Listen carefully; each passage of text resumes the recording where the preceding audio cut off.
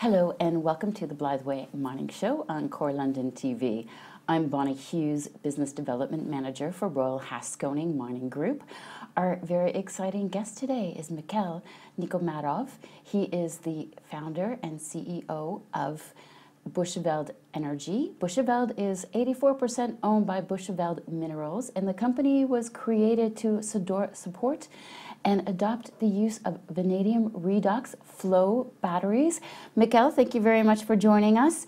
And wow, that is a lot of insight and foresight to pick that segment of the market. What inspired you to start Bushveld Energy? Well, thank you very much for having me here. Look, it wasn't just one thing. I'd been working on the continent of Africa for quite a while before then, so my passion was always about trying to maybe solve the challenges in terms of electricity access on the continent, which still persists. And so the question was, how can one do it? And that's when I started talking to the CEO of Bushveld Minerals, Fortune Manchapello, about the use of vanadium in energy storage.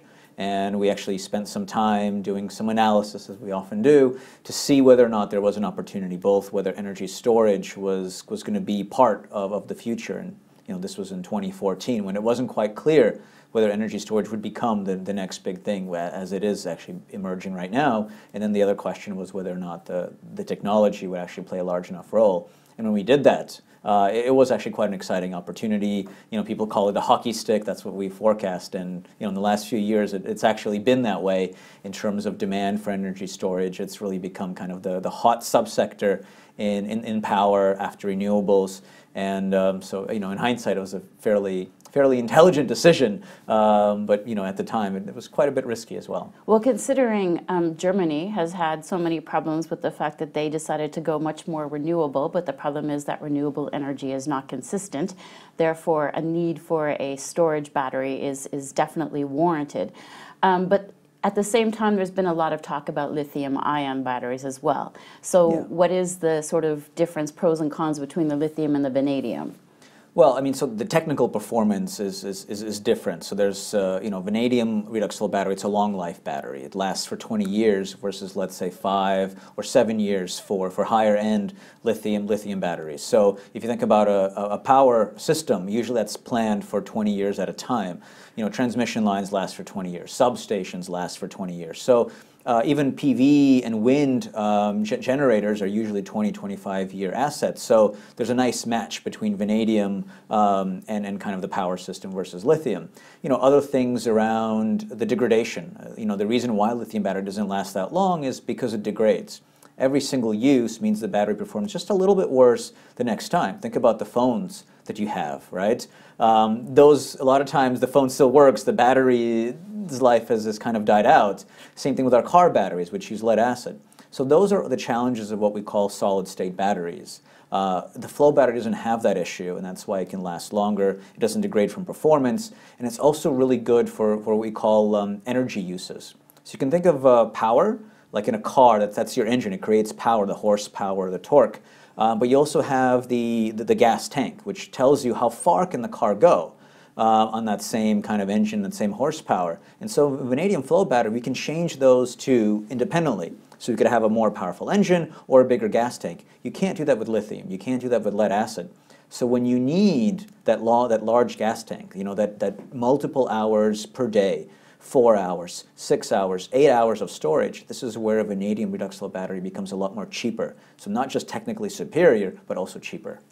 And so I understand that you're also looking to manufacture the batteries in South Africa as well, and that's your plan going forward? Well, look, our objective is to have South Africa play a key role in the global supply chain, right? This is never about, we want to have 100% localization in South Africa, because there's always going to be components that are cheaper to make somewhere, whether it's in the UK or in China or in the United States or in South Africa. And we certainly think that there are some components that we can make a lot more cost effectively in South Africa, the big one being the vanadium electrolyte. We already have the vanadium in South Africa, so our goal is to process that into electrolyte, which is the thing that holds, that stores the energy in the battery.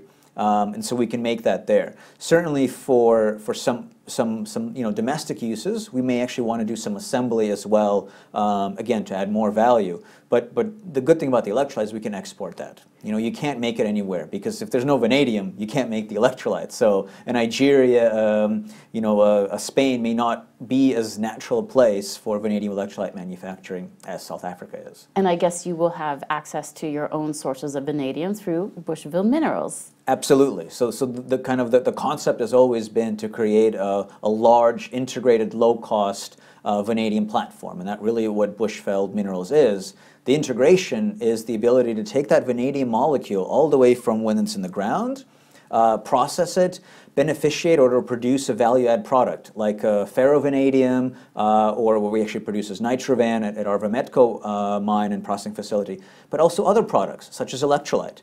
But then we can take it further and actually make a battery around that, and we can install that battery, we can develop that project, and we can create financing around that. All of those activities, from when the electrolyte is created, that's something that Bushveld Energy can do, and the amount of value we can create that way is much more, which is good for our shareholders, but I think also good for the continent of Africa, which is our focus on the batteries, because that's, again, that ability to solve some of the energy access challenges and also the electricity cost challenges that still exist today. And I understand you're working very closely with Escom, the energy provider in South Africa right now. So we announced last year our first project, which is indeed with Escom, and they have quite a bit of a need for storage. It's just a way to make the power system more efficient. South Africa's got what we call a radial grid. It looks kind of like a fishbone. So you've got these nodes that very long power lines, and it's just more efficient to put batteries at the end of those, for example, than double the size of the power lines, or to try to encircle the fish in skin, shall we say.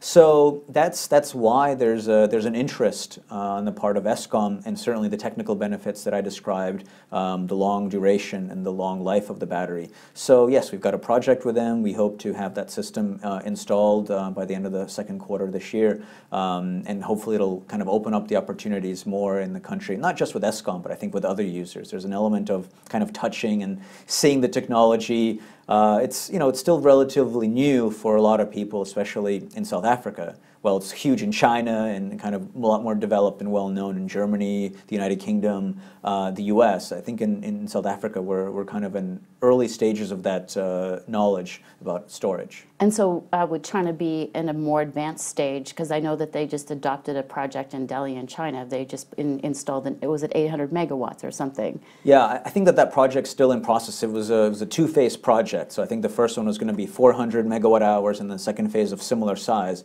But that's China, right? They basically build these things as buildings, and it's quite impressive. But that's something that few markets can afford because of just their size, right? South Africa is a much smaller market. It may not make sense to build things of that size, but absolutely, the Chinese government has an overt policy of supporting the vanadium redox flow battery. That system that you've mentioned by Ronke Power in Dalian is just one example. There's another one going up, which is 100 megawatts, 500 megawatt hours in Hubei province by Penang.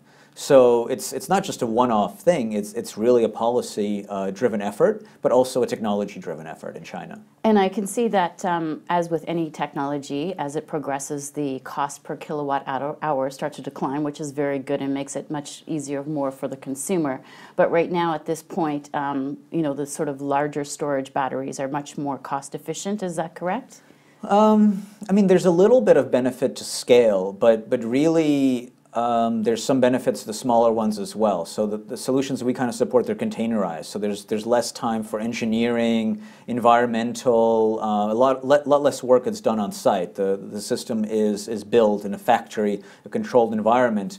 It's not quite clear whether those types of configurations or much larger ones, which is like a building, will win out. There's a lot of benefits to having smaller systems, and you have more of them, and you can control them almost virtually through control systems that are managed centrally, even though the physical battery itself is spread out. Or to have it more centralized. I think this is one of the interesting things about how the power grid will evolve. certainly my own view is that we'll have more decentralization. The kind of proliferation of solar panels and the cost reduction there is also allowing it. We don't need as much transmission wire because we can generate and store and use, at the very end of the transmission line, sometimes even in homes.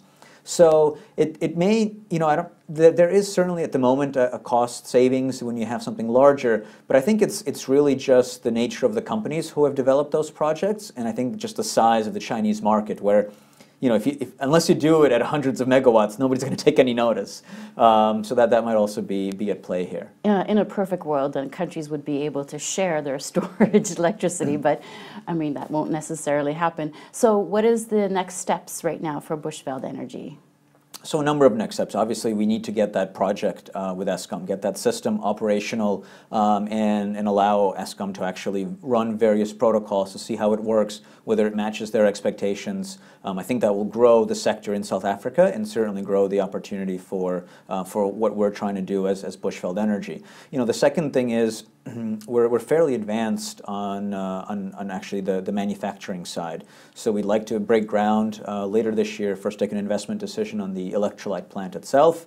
I'd love to have it up and running at some point next year so that when there are kind of larger orders, we can actually make the electrolyte in South Africa. So I think that's important. And, part of this conversation, we need to get the word out. We need to increase the awareness of the technology because it is already commercially deployed. There's multiple companies that are already deploying it. We were just talking before this about a new company that's kind of entering the manufacturing side. So that's quite exciting, but really right now the story tends to be lithium, lithium, lithium. And in some cases that makes sense. But as soon as you're getting to 4-hour storage, people really should be thinking about, is there a more cost-effective way to store that energy? And that's where the vanadium redox battery comes in. All right, I have just one last question for you. Okay. Are you eventually going to go public so that shareholders could potentially participate in the growth of your future? Oh, geez, I don't know. I'd love to be in a position where, where we've created enough value for that to make sense. And maybe then I'll come back and we can have that discussion again. Well, thank you very much for joining us, and I look forward to hearing everything that goes on with your company and the progression and the growth. Thank you, everyone, for joining us on the Blythe Way Mining Show.